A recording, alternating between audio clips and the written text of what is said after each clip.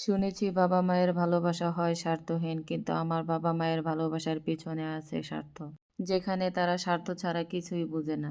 বাবা মা এমনও হয় এটা আমার জানা ছিল না।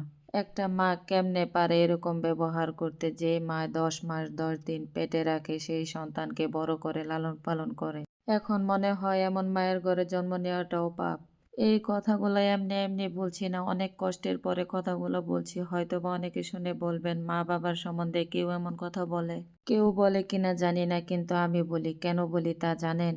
যে মায়ের সুখের কথা চিন্তা করে নিজেদের কথা ভাবিনি, আজ এই কথাগুলো সেই মাকে বলবো না তো কাকে বলবো? অনেক মায়েদের দেখছি যারা নাকি মেয়েদের কথা চিন্তা করে, মেয়েদের ভালো চায়, কিন্তু আমার মা আমাদের জন্য কোনোদিনও ভালো চায়নি।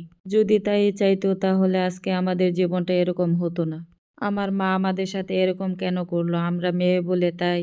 আজ যদি ছেলে হতাম তাহলে হয়তোবা আমাদের সাথে এরকম করতে পারতো না। ছেলেদেরকে নিয়ে তো খুব ভালোই আছে, ভালো দিন কাটাচ্ছে।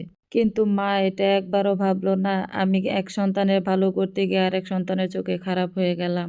এটা কেন ভাববে? এখন তো আমাদের প্রয়োজন নেই। যখন প্রয়োজন ছিল প্রয়োজনে ব্যবহার করছে, এখন তো আর প্রয়োজন নেই। আমরা ২ টা বোন সবসময় চিন্তা করতাম মা কিসে ভালো থাকবে, কি করলে ভালো হবে। তাদের কথা চিন্তা করতে করতে নিজেদের কথা ভাববার আর সময়ই পেলাম না। ২ টা বোন মিলে তাদের জন্য কি করিনি, সবই তো করলাম। এত কিছু করার পরও প্রতিদান এইভাবে দিবে, এইভাবে পাবো সেটা আগে কখনো ভাবিনি। যাই হোক, মানুষ তো ভুল থেকে শিক্ষা পায়, নতুন করে না হয় আবার শিক্ষা পেলাম। শিক্ষা পাওয়ার জন্য জীবনে হয়তো এটাই অনেক বড় একটা ধাক্কা।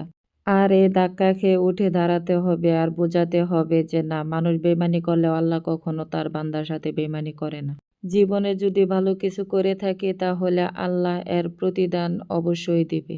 যেটা আমি সবসময় মনে প্রাণে বিশ্বাস করি। সবশেষে একটা কথাই বলবো, বাবা মাকে ভালোবাসেন তবে নিঃস্বার্থভাবে না।